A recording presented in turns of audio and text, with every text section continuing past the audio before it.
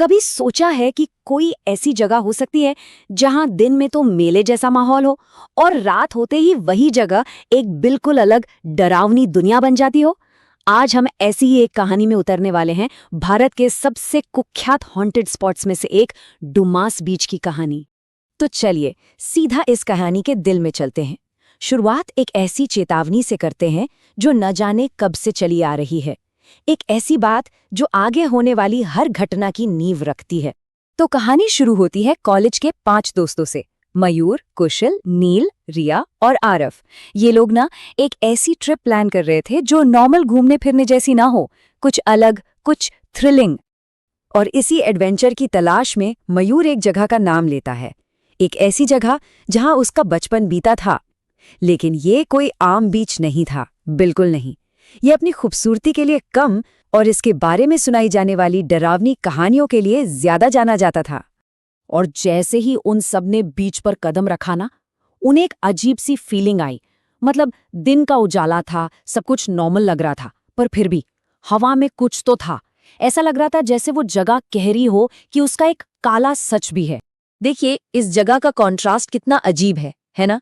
दिन में एक तरफ कार्निवल जैसा माहौल, शोर, लोग, बच्चे, और दूसरी तरफ इसकी असलियत। इसके नीचे एक काला सच दबा हुआ है कि ये पूरी जगह मौत की बुनियाद पर बनी है। उनकी बेचैनी और बढ़ जाती है जब वहां एक लोकल आदमी उनसे मिलता है और वो जो कहता है उससे उनके रोंगटे खड़े हो जाते हैं। वो बताता है कि ये लोग सिर्फ रेत पर नहीं चल रहे हैं, बल्कि एक बहुत बड़ी बिना नाम की कब्र के ऊपर चल रहे हैं। एक ऐसी कब्र जहां न जाने कितनी रूहें दफन हैं। इतनी सारी चेतावनियों के बावजूद आखिरकार जिज्ञासा जीत जाती है। उन्होंने तय किया कि वो बीच के आखिरी छोर पर बनी एक पुरानी टूटी फूटी इमारत की तरफ जाएंगे। उन्हें बिल्कुल अंदाजा नहीं था कि वो सीधे खतरे की तरफ कदम बढ़ा रहे हैं। और यहां से सब कुछ गड़बड़ होना शुरू हो जाता है, बिल्कुल किसी हॉरर फिल्म की तरह, है ना? ग्रुप टूट जाता है और हमारे मुख्य किरदार मयूर और कुशल बिल्कुल अकेले और कह सकते हैं कमजोर पड़ जाते हैं। सूरज डूब रहा था और मयूर और कुशल को एहसास हुआ कि वो रास्ता भटक गए हैं। और जैसे जैसे अंधेरा गहरा होता गया, डुमास बीच का वो असली डरावना चेहरा सामने आने लगा जिसके बारे में सिर्फ कहानियां सुनी थीं। उन्होंने वापस लौटने की कोशिश की, लेकिन उस घने अंधेरे ने उन्हें जैसे कैद कर लिया था।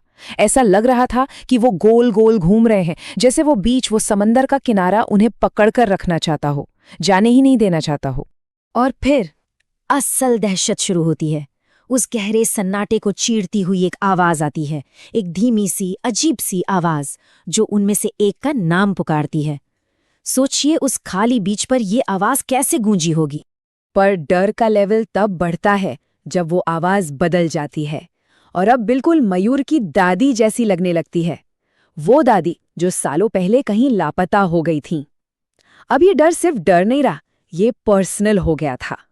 ये कोई एक चीज नहीं थी, ये एक के बाद एक हमला था उनके सारे सेंसेस पर। पहले वो जलने की गंध, फिर राम नाम सत्य है के मंत्र, फिर अंधेरे से निकलती वो सफेद परछाइयां, फिर वो अजीब से कुत्ते जो अचानक आकर भौंकते और गायब हो जाते, और आखिर में समंदर से निकलती वो विशाल चमकती हुई चीज। ये सब उन्हें तोड़ने के लिए काफी था। इस सुपरनैचुरल अटैक के बोझ तले, इतने डर और थकान के बाद उनका दिमाग और शरीर दोनों जवाब दे गए।